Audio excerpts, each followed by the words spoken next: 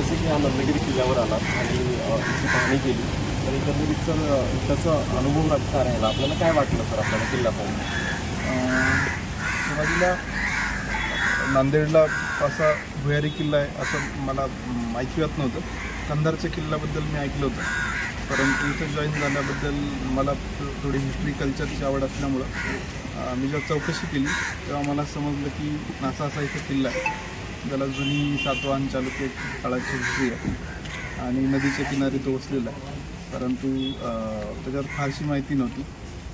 आणि अलीकडच्या काळामध्ये सूरज गुरव साहेब जे ॲडिशनल सी आहेत त्यांनी जॉईन झाल्यानंतर या सगळ्या स्थानिक जे काही मुलं आहेत तरुण वेगवेगळ्या क्षेत्रात काम करणारे त्यांना सोबत घेऊन एक प्रकारची लोकचळवळ करून ही साफसफाई सगळ्या लोकांनी पार पाडली आणि जे जुनं स्वरूप होतं हे झाडाझुडपामध्ये सगळं वेढलेलं होतं ते आता ओपन झाले आणि खूप स्वच्छ आणि सुटसुटीत स्वरूपात आपल्याला दिसतं. तरी खूप चांगलं इनिशिएटिव्ह, कारण लोक एखादी गोष्ट लोकांना आपला सेन्स म्हणजे सेन्स ऑफ बिलॉंगिंगनेस हे आपलं आहे आणि आपला वारसा आणि हिस्ट्री जपली पाहिजे ही भावना स्थानिक लोकांमध्ये आल्याशिवाय अधिकाऱ्यांना पण मर्यादा येतात.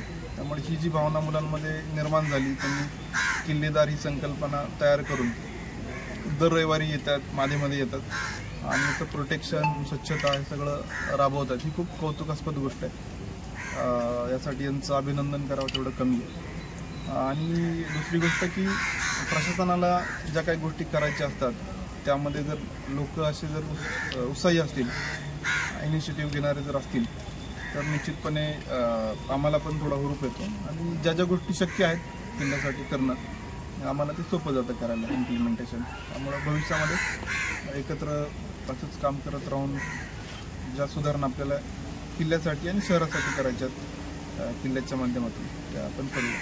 सर नांदेडच्या ऐतिहासिक किल्ल्याला अतिक्रमण जे झालेलं आहे याबाबत काही होईल सर येणाऱ्या दिवसामध्ये? आपल्याला त्यात एकदम मोजणी किंवा भूमी अभिलेखशी पण बोलायला लागेल.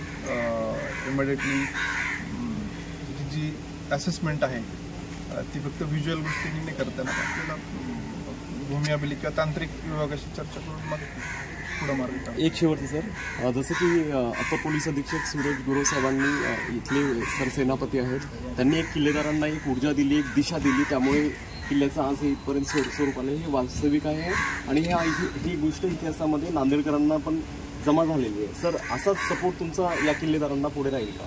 हां, नक्कीच सपोर्ट असाच राहील आणि त्यांच्यासोबत शेवाळकर साहेब पण ॲज GST डिपार्टमेंट पण तसं बघायला गेलं तर लोकांशी डे टू डे त्यांचा संबंध येत नाही, परंतु एक सामाजिक उत्तरदायित्वातून त्यांनी जो आय लव्ह नंदगिरीचा जो बोर्ड आहे स्वतः स्पॉन्सर केला आणि फक्त निधी देणं हा एक वेगळा गोष्ट आहे, ते तर कोणी पण देऊ शकतं, पण त्यांची जी या माध्यमातून भावना जोडली गेलेली आहे ती एक महत्त्वाची आहे. आता अजय शिंदे साहेब आहेत डेप्युटी कलेक्टर लँड आपल्याकडे रेव्हेन्यू, ते पण आलेले आहेत, ते पण निश्चितपणे आपल्या सगळ्या उपक्रमांमध्ये भाग घेतील आणि सपोर्ट असंच राहील. Thank you sir. धन्यवाद.